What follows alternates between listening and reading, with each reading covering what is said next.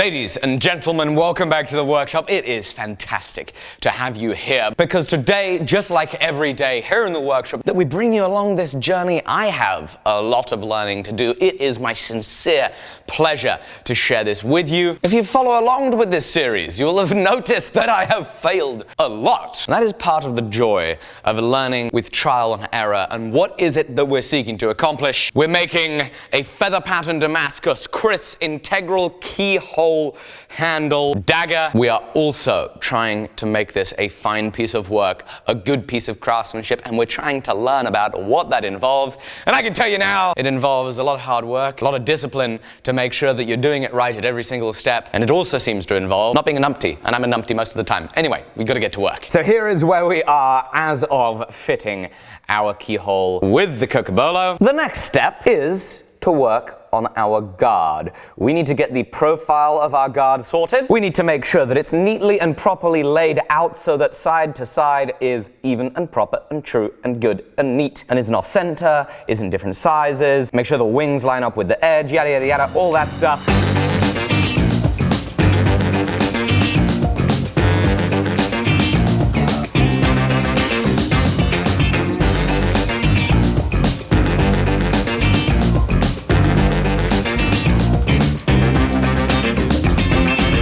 With those 3 holes now drilled, we have a lot of wood that we need to get rid of. We've done a decent bit of marking to make sure that I know where on the handle our ricasso lines up with, so hopefully we can make it all pleasing to the eye. One little quick note though, you remember this moved in the heat treat. Well, part of that moving means we actually lost our nice neat reference to our ricasso because it moved around on us. That has made it difficult in the setup and the layout, but hopefully we'll be able to work around that and get this thing looking good. And so now we're gonna go into the grinding room. I'm gonna tip my belt grinder sideways on its pivoting stand. I'm gonna duct tape my vacuum cleaner in such a way that it gathers all the dust. Top tip, kids, don't mix sparks and wood dust in your vacuum cleaner or extraction systems. That's a great way to have a fire. And we are gonna do some rough shaping of not only our handle material, but then also our guard.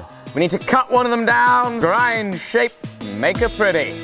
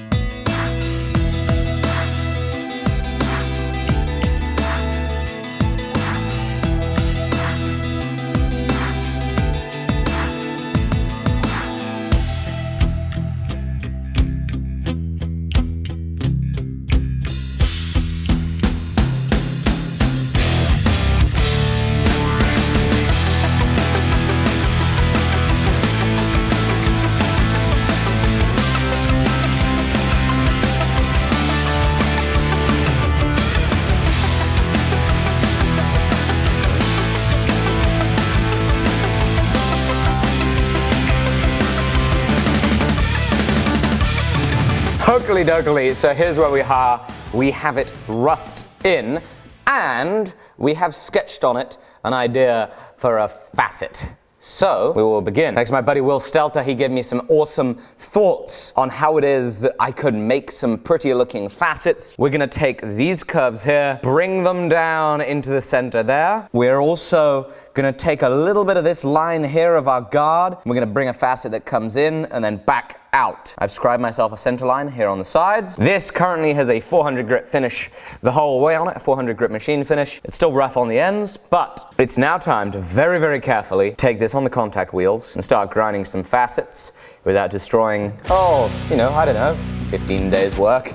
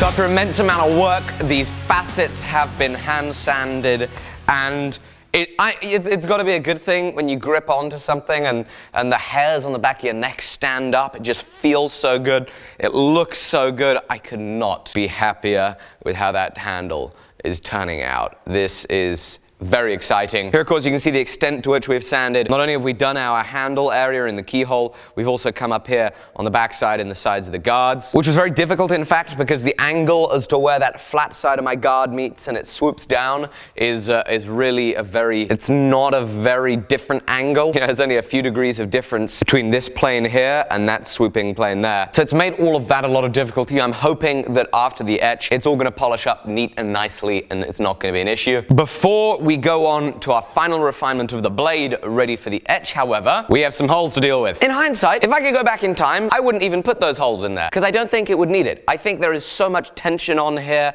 and I certainly know that people have done keyhole integral fit-ups without any pins, without any issue. There's so much tension, the wood's going nowhere. I would have quite liked there to be no holes. The holes are there, so we're going to make the most of that by taking some bronze to add some color. I did like the idea of riveting it, but I'm extremely concerned that in this area here, where that's right in the pocket of your hand, having it riveted over is liable to make it a little bit more uncomfortable. There are people that can do beautiful domed rivets. I need to practice that before I feel comfortable doing 6 of those rivet heads on this piece at this stage. So what we're going to do is we're going to cut these off to size. We are going to drive them in with some glue. Before the glue sets, we are going to hammer on them so that they swell over a little bit. Not to the extent that it's riveting it, to the extent that it's, making sure it's not going anywhere. And then we'll grind those off flush and refinish this area here.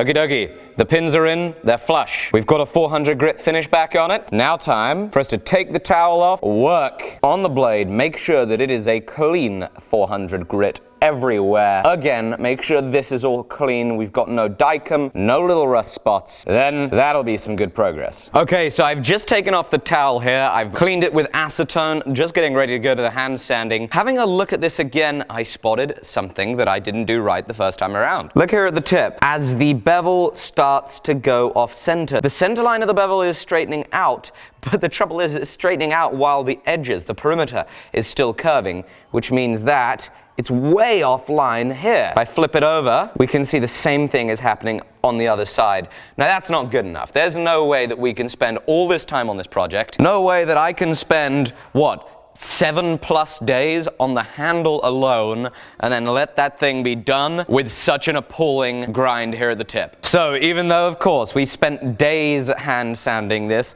it's now time to go back into the grinding room, and we're gonna regrind that tip and make sure we can get that centered, and hopefully this will be a good little learning lesson for me, again, as with all the other hundreds of learning lessons on this project, for me to do things right first time and make sure things like this are fixed sooner rather than later.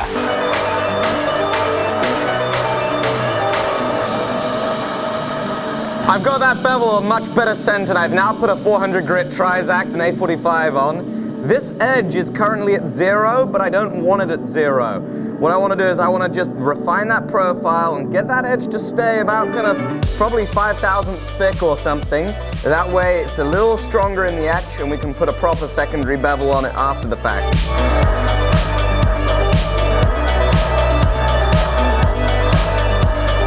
Wow, I wish I had thought of tipping my grinder sideways when I was grinding this. Oh my goodness, this is a nice way to grind it. With the radius of this, you can really nicely follow all these curves. I wish I'd done that earlier.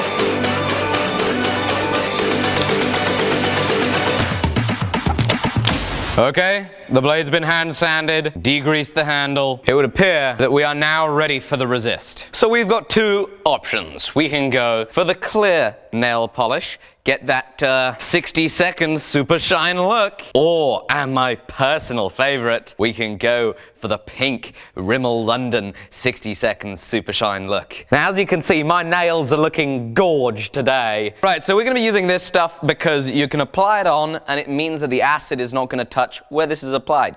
We're probably gonna do 2 or 3 coats. It's gonna go on all of the wood and the bronze pins. The trick is, as I do this, I can't get it on the steel. This is gonna take some time, and I think, again, this is one of those things where patience is gonna be the key.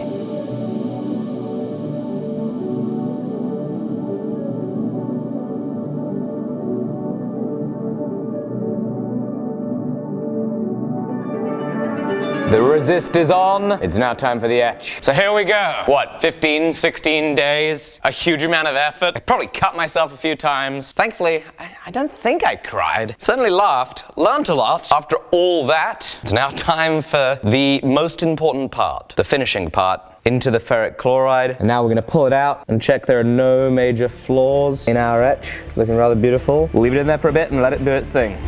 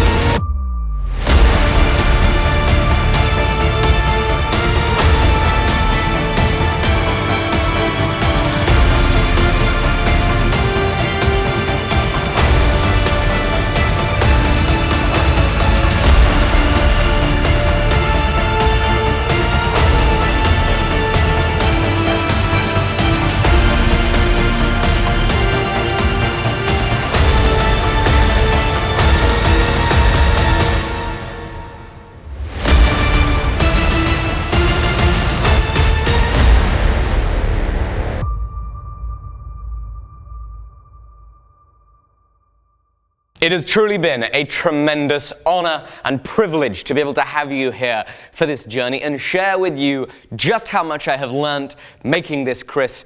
It's been unbelievable. I feel like mountains of knowledge have been thrown into my brain. The material has taught me so much. The process has, and your guys' wonderful comments down below, your wonderful support and encouragement throughout this have taught me so much. Thank you for following along with this journey. If this is the first video in the series you've seen, I beg of you, go to part 1, start that series from the beginning and see the challenge that this has been. It's been unreal amounts of fun. I'm very grateful to have brought you along. Be sure to subscribe and follow me on Instagram, because my Instagram stories include behind-the-scenes sneak peeks of what I'm up here at the workshop, and I'd love to see you there. Thank you so much. I'll see you tomorrow.